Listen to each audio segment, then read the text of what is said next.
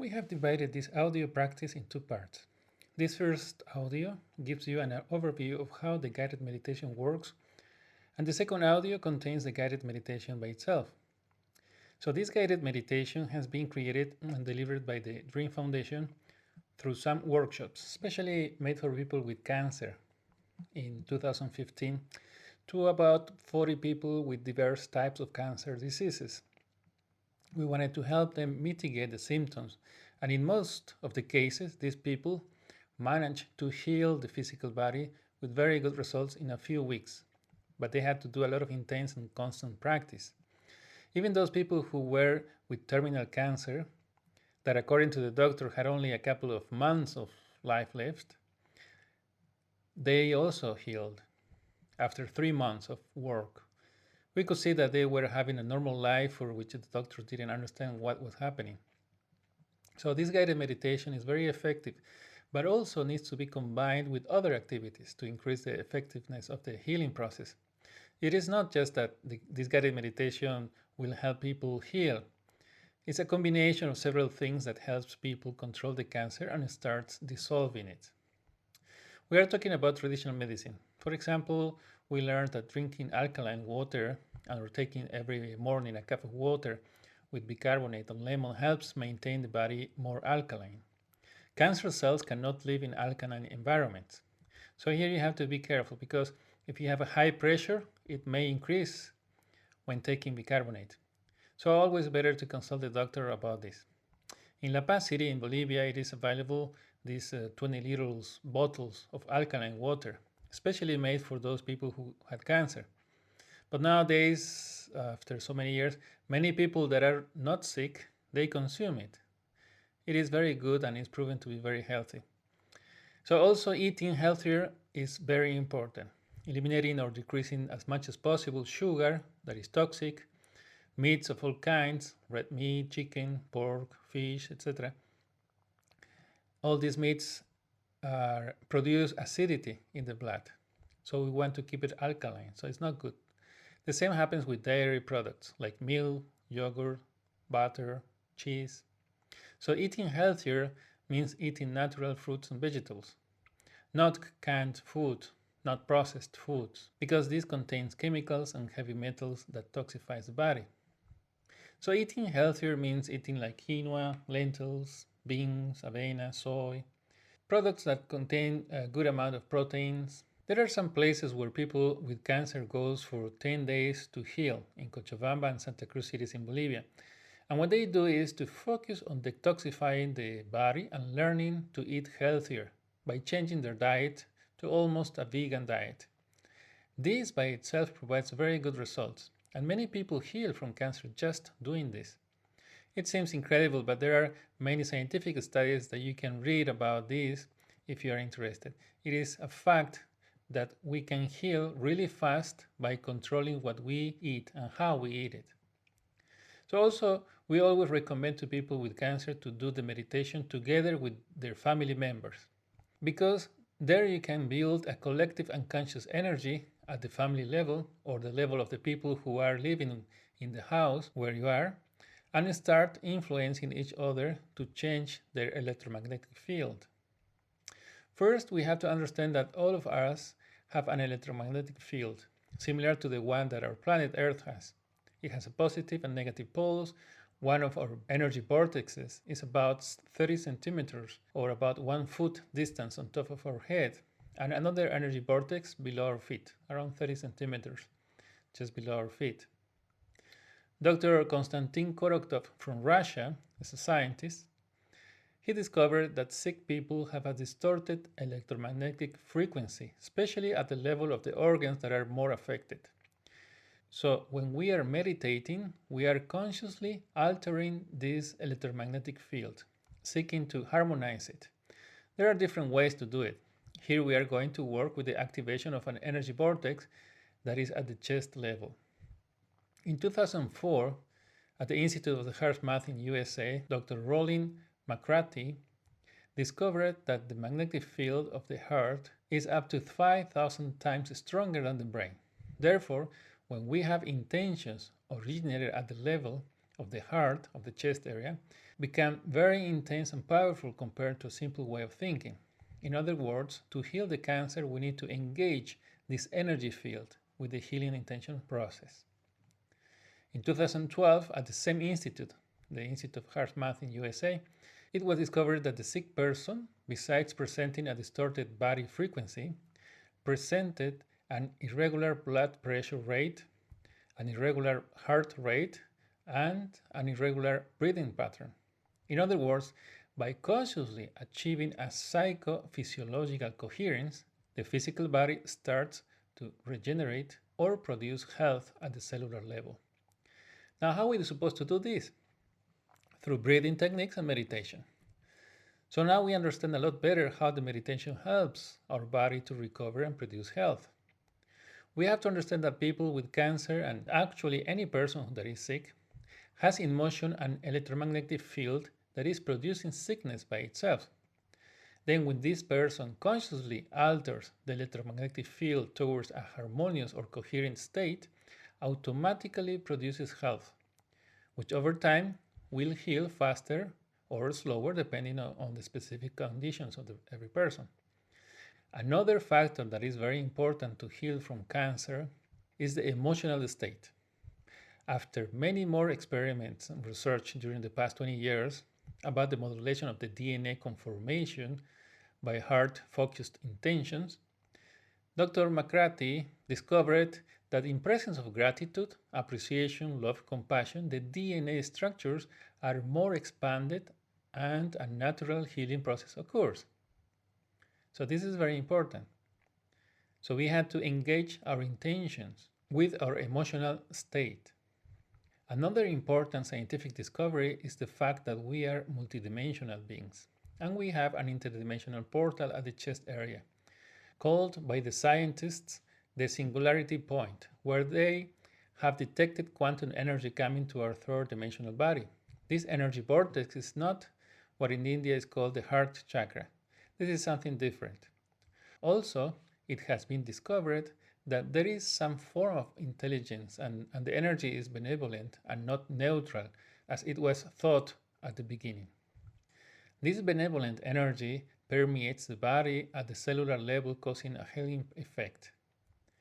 Therefore, the most we can activate this energy portal, the more our physical body will be exposed to this quantum benevolent energy, and as a result, we will heal faster.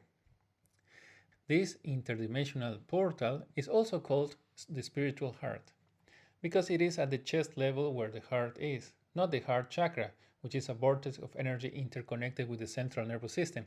The spiritual heart is another thing.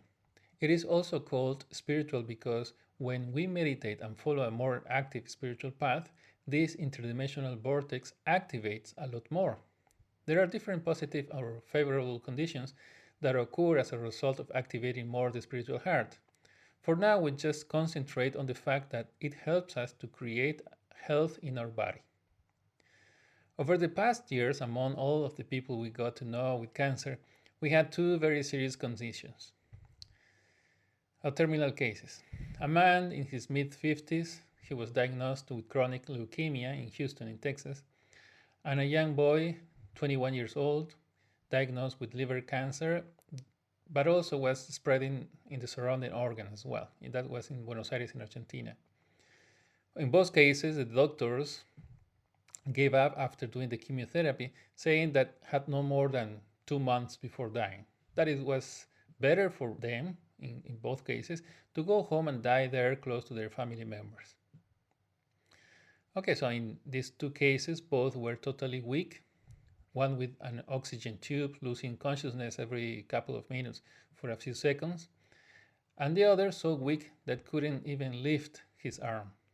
And their family members didn't know what else to do.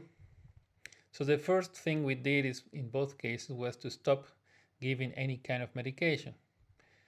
Knowing that they were going to die, it was okay to stop the intake of medicines that were expensive and wasn't going to be useful anymore. Also, the family members were proposed to learn the meditation technique to do alongside the sick person. In this case of the older man, the older son and the daughter didn't believe in this, so they say it was nonsense for them. and didn't want to learn. So only learned the wife and the younger daughter, which was about 13 years old. And here also the sick person didn't believe it could do any good. It was telling us we are wasting our time, that he was going to die anyways. In the case of the younger sick person, all the family members agreed to learn, and even he wanted to learn. So we started to do the meditation session 4 times a day, early in the morning, then before lunch, and then afternoon, and then at night. Every time was for about 1 hour. In both cases, we started to observe positive improvements after a week of doing the sessions. Even the older person who was not practicing, only the wife and the daughter was practicing, was presenting good conditions. After 3 months, in the case of the older person, and 2 months in the case of the younger person, they were practically normal, eating well, walking and moving like a normal person, even doing exercise. Going for a run in the morning was okay for them. The doctors couldn't understand how it was possible, and when the family members explained what they did, the doctors just would ignore them and stay with the incognita. They just couldn't understand this. So don't expect to understand it so easily at first. It takes practice, and eventually, with the experience of practicing, you will start to understand it. Think that you are a scientist and your body is your laboratory. You are going to produce health in your body by applying a few spiritual technologies. Be systematic and consistent with your work. Be responsible and dedicated, just like a scientist. Investigate, learn, and try to find more efficient ways to produce health in your body. Remember that you are in the health manufacturing business, not trying to heal. Focus on health production, not sickness dissolution. There are a few reasons to approach the cancer condition this way. One is that we want to create or tune to a different frequency for our body. Another reason is that we create what we think, and if we focus on health, we are in the right track. Another reason is that we live in a multiverse in this web of possibilities called Matrix by Max Planck, a famous scientist. So we can attract one or another possibility or timeline to manifest in our reality. In 1934, there was a famous scientist called John Wheeler. He stated that we are co-creators in this reality. That is to say that whatever we believe and focus on will eventually manifest. So from a practical point of view, if we focus on healing, we are acknowledging that we are sick, and therefore we are co-creating more of the same thing for our lives. So we need to focus on producing health and staying healthy to co-create a timeline where we are healthy and attract health in our life. Well, okay, we have provided a very short and simple overview of some of the most important facts for people to understand and conduct their own research and to learn more on how to heal the physical body. Nowadays, there is a lot of information, but we don't have the time or we don't know where to look and how to go around this. Now you have some ideas to build your own knowledge about all this. Also, you can find some workshops and retreats on our website if you want to learn more about the meditation techniques and the scientific background. Just go to DHRIM Foundation at www.dhrim.org. That would be Delta Hotel Roger India Mike.org. Good. So having said all that, now we're going to review the 3 stages of the meditation we will be practicing. First, we are going to relax in a comfortable position, keeping our back straight and all the body is relaxed as much as possible. This is important to keep the mind calm, because the mind and the body are correlated. If the body is tense, the mind starts to get more agitated. So to keep the mind quiet, it will help a lot if we can keep the body as relaxed as possible. Not a good idea if you're lying down because you will sleep. But if you cannot sit down, well, you have to do it lying down. We will focus on the breathing at the nostrils area, observing the air coming in and going out from the nostrils. Here, with the practice, we want to become aware of the level of stress we have by knowing our breathing cycle when we are relaxed and when we are under stress. Usually a person has 10 to 12 breathing cycles per minute. That is 10 to 12 inspirations and 10 to 12 exhalations per minute. One breathing cycle is 1 inhalation and 1 exhalation. So at the beginning, we will not distinguish this. But after a few days, with the constant practice, You will be able to observe your breathing rate and become aware if you are stressed or not. For example, you will notice that in some environments your breathing cycle increases, also by talking to some particular people or doing some specific tasks at work. Also, when your mind is quiet, there is a calmer breathing cycle than compared to when your mind is generating thoughts. This way, you bring more awareness to your daily life. Okay, so we are relaxed, observing the breathing at the nostril level, and at the same time, we are aware of our mind, keeping it under control, not letting it wander. This practice by itself is very useful. You can practice this anytime, anywhere, even while you are doing something. Think that this new awareness you are creating with this simple practice helps you develop the ideal condition to continue with the next part of the meditation. So you can practice just this part anytime, as much as you can, and better if all the people who live with you does this practice. There are some scientific discoveries about this in the 90s if you want to do research. So it helps. Okay, the next stage of the meditation is to increase as much as possible the activation of the spiritual heart connection. We keep focusing our attention below the nostrils, observing our breathing with our mind. At the same time, we become aware of the chest area. We can put our hand to the chest, can be the left or the right hand. We want to feel the pressure of the hand to the chest. We keep our mind just focused below the nostrils. But having the hand to the chest is much easier to become aware of that area. So by doing this simple practice, we are trying to make a connection of our awareness with the spiritual heart or intuitive intelligence. Eventually, with the practice, we will connect very easily. Just by giving the intention will be enough to connect. When we connect, the symptoms are very clear. Our mind stops, sometimes totally stops. We don't think anything. Our mind stays totally quiet without making any effort. Our breathing becomes very slow. Sometimes we don't feel we are breathing. Our body relaxes a lot more, and we feel a soothing energy growing in our chest area, a warm energy. So with this practice, we are increasing exponentially the flow of energy from the fifth dimension to our third dimensional body in our energy field. Our energy field grows a lot in a few minutes while we are practicing during the meditation. Scientists could detect it to grow up to 16 meters around the body, just that much because their equipment could measure only up to 16 meters. Anyways, imagine that here we are making our toroidal energy field stronger and not dependent on our mind. The mind is vulnerable to many external and internal things and would be very hard to sustain a strong and stable energy field. What we actually want is to raise our level of frequency enough to produce a realignment of the body cells, which in consequence will create a healthier body tissue. Okay, the last stage of the meditation is to become aware of all we just did by putting our feeling and emotion to this.